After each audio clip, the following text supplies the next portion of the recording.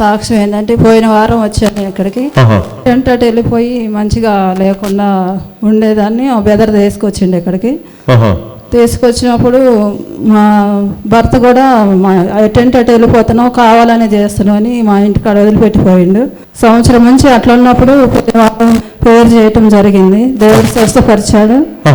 ఇప్పుడు నేను వెళ్ళేటప్పుడు మరి ప్రేయర్ చేసుకున్నా, మళ్ళీ నా భర్తతోటి మళ్ళీ మందిరానికి రావాలి అని పోయిన వారం ప్రేయర్ చేసుకున్నాను. ఇప్పుడు మా భర్త నన్ను తీసుకొచ్చాడు. ఈ యొక్క సిస్టర్ చెప్పేటువంటి సాక్ష్యం ఏంటంటే సంవత్సరం తరపు నుంచి ఈ బిడ్డ ఇంట్లో నుంచి వెళ్ళిపోయేది, ఎక్కడికి వెళ్ళిపోయేది, సో ఇంట్లో లేకుండా పిచ్చి పట్టినట్టుగా దయ్యం పట్టినట్టు వెళ్ళిపోయేది. అని చేత తను తీసుకెళ్లి ఈ యొక్క తన భార్యను తన అమ్మగారింట్లో దింపేశాడు. అయితే పోయిన వారం తీసుకొచ్చారు. తీసుకొచ్చిన తర్వాత నేను డెలివరీ చేసిన తర్వాత ఇక పోయిన వారం నుంచి అసలు ఎటు పోవడం లేదు. ముందుగా దేవుడికి వందనాలు, సంఘం వందకి వందనాలు, దయసేకులకి వందనాలు. సాక్ష్యం ఏంటంటే పోయిన వారం వచ్చాను ఇక్కడికి. టెంట్ అటు వెళ్ళిపోయి మంచిగా లేకుండా ఉండేదాన్ని బెదర్ తీసుకొచ్చిండు ఇక్కడికి. తీసుకొచ్చినప్పుడు మా భర్త కూడా టెంట్ అటు వెళ్ళిపోతున్నావు కావాలని చేస్తున్నావు అని మా ఇంటికాడ వదిలిపెట్టిపోయిండు. అంటే మీరు ఎటంటే వెళ్ళిపోయే వాళ్ళమా? ఓకే. ఇంటటు వెళ్ళిపోతూ మంచిగా లేకుండా సంవత్సరం నుంచి అట్లా ఉన్నప్పుడు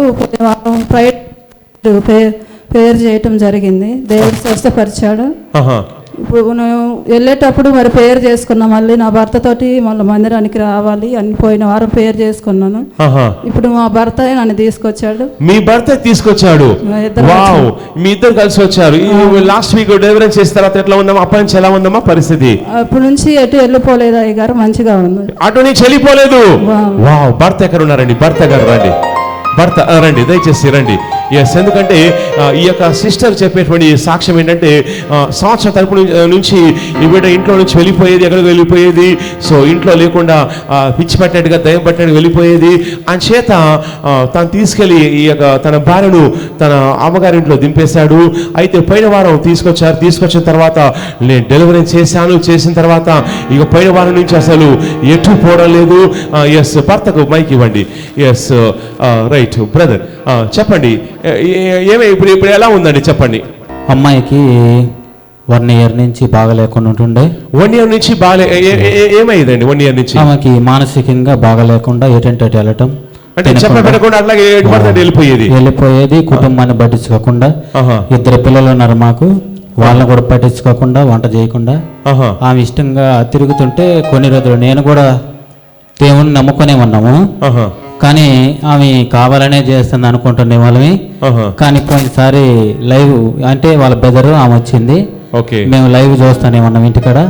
కానీ నాకు ఒక విశ్వాసం ఉండింది, ఎందుకంటే అక్కడికి పోయినాక బాగా అవుతుందని. ఆ విశ్వాసం దేవుడు ఇక్కడ కార్యాన్ని జరిపించిండు.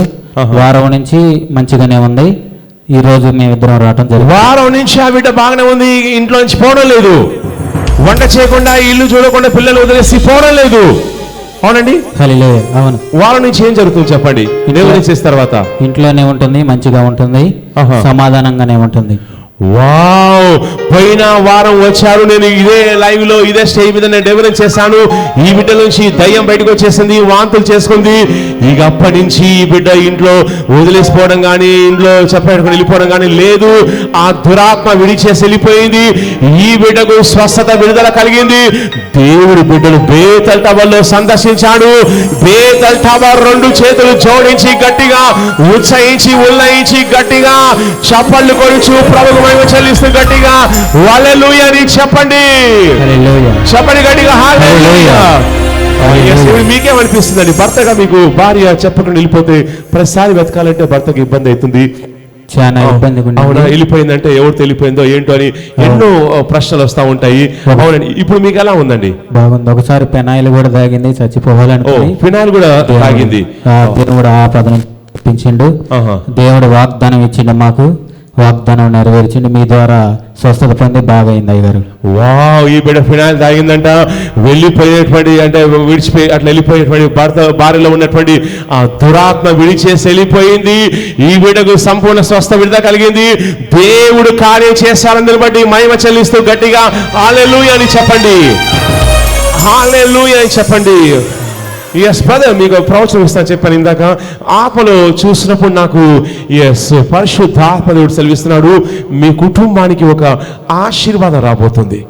ఎస్, ఈ ఆశీర్వాదం కోసం మీరు చాలా కాలం నుంచి మీరు ఎదురు చూస్తున్నారు. నేను ఆత్మలో చూసినప్పుడు నాకు హౌస్ కోసం ప్రార్థించేది ఎవరండి? మేమేనయ్య గారు. ఏమని ప్రార్థిస్తున్నారు? అది మాకు రెంట్కి ఒక హౌస్ కావాలని ప్రార్థిస్తున్నాము. రెంట్కి హౌస్ కావాలని ప్రార్థిస్తున్నారు.